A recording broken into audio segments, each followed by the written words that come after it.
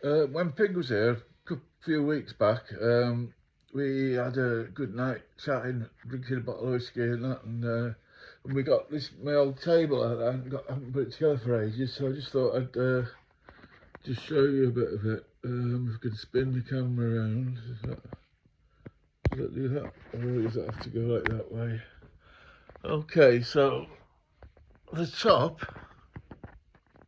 if you can see it, is an solid oak top, which has been scorched with a blowtorch and then polished up, although it needs a bit of tidying up at the moment. If you can see the edge detail there, that was done by, one was done wrapped into a bearing, and then the other one you have to do with a trammel, like a compass swinging arm that you attach the router to. Yeah, so that's the top. Really, it's kind of it's had a few tops, this one. It had things growing out of it originally. That was that original idea, was to get the legs growing through it. But ultimately, I settled on this oak wood. Like I say, it needs tidying up. It's not really that tidy at the moment. Okay, so underneath we've got laminated solid wood laminates that you put in a pressing and former between the two. You make them out of stacked chipboard, and you cramp the two shapes to like a book. Imagine a book, folding a book over, and the pages of a book. Yeah, imagine that, and you get the idea of of what it's like if you put a glue in between all the pages of a book and then folded it. It'd stay in that position. So that's what you do. These are square to start with, and then the shapes to be round afterwards.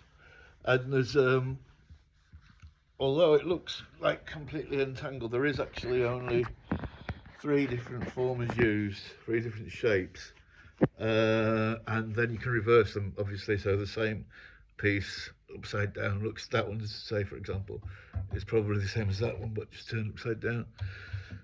So yeah, so where they cross, to strengthen it, triangulate it, there's like a metal rod in between those two, in between there, to join epoxy glue with a steel rod. And if you can come down, see the feet, how the feet work. The feet like splay out into bigger sizes, and then there's a piece of solid beech on the outside.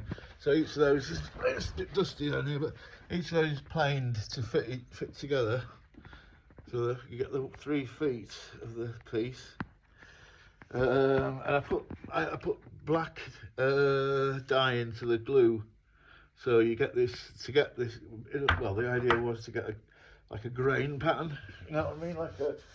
Like on a piece of wood where you have grains. So each of those layers is a black glue with black pigment in, that gives it that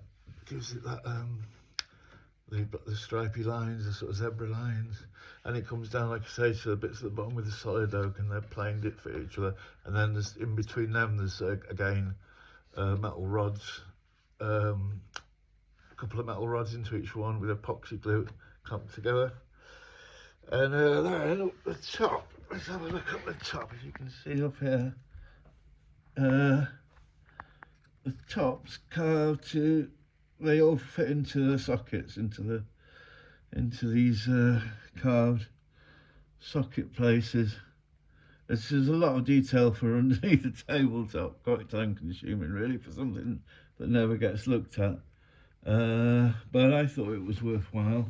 I really like it. I mean, I'd love to, if I was a kid, like I used to go under tables when I was a little kid, and I remember looking up at them and seeing them from that angle from underneath, and I thought, you know, it'd be good, this would be a good one for kids to enjoy underneath, like, because they'd see all this detail that most people don't see.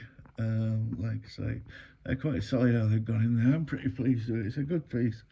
There's not that many of the pieces that I've kept for myself, you know, but this is one of them that I won't get rid of.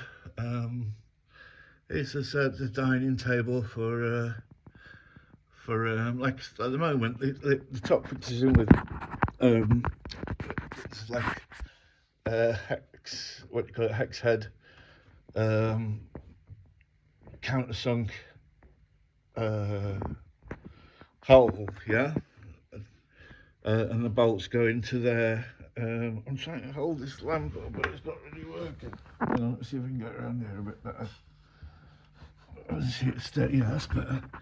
Yeah, so you can see where they go into the top, into the top bit there, which is carved out of a solid piece. And again, it's been blowtorched and polished, waxed and that, but it's not. But at the moment, it's quite fun because it actually spins around. So I can have it at different, wherever I want it. I could have my dinner and then I could spin it around and have somebody else's. Yeah, so I just thought you might like to see one of the bits of furniture that I've still got. I don't know if you can get a really good picture of it all together. I don't know what this is going to look like.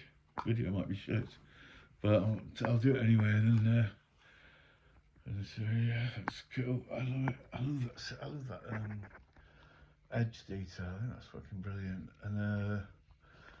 And the blowtorched oak, it was a bit of a fad when we was at Fred's because he did the table in blowtorched. It was for a castle in Scotland. I made it with Brian Moxham.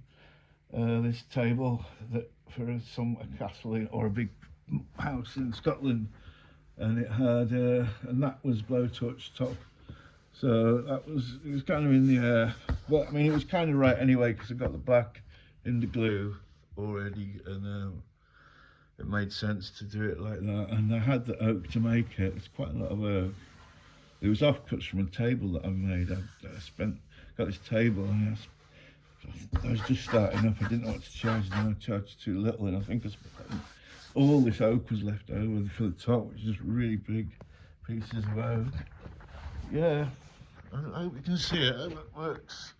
I hope the camera's shown it. And yeah, just hope you enjoy it. Okay. There we go, that's my table. I'll see what the video looks like. It might not like shit because I can't get the light right and stuff, but I'll check it out. I did a written piece that I was going to read, but I was thinking it's a bit too intimate.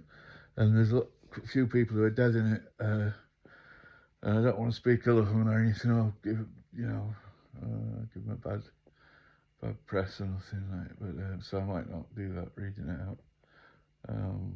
But I sometimes want to say about recovery and all that, and about the dangers of drugs and what how you can fall into it, and one thing I'll just say this quickly, this bit.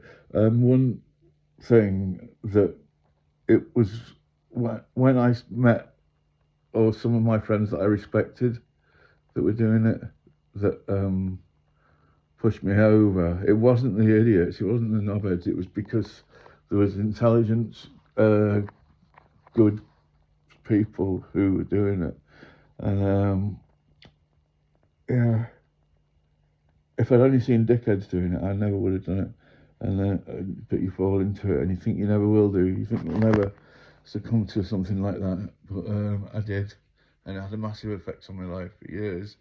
I was going to talk about that as well, and how I fell from grace and lost the house and all this. But it's a bit sad. And I'll go through it, read it, and make sure that it's suitable for putting out.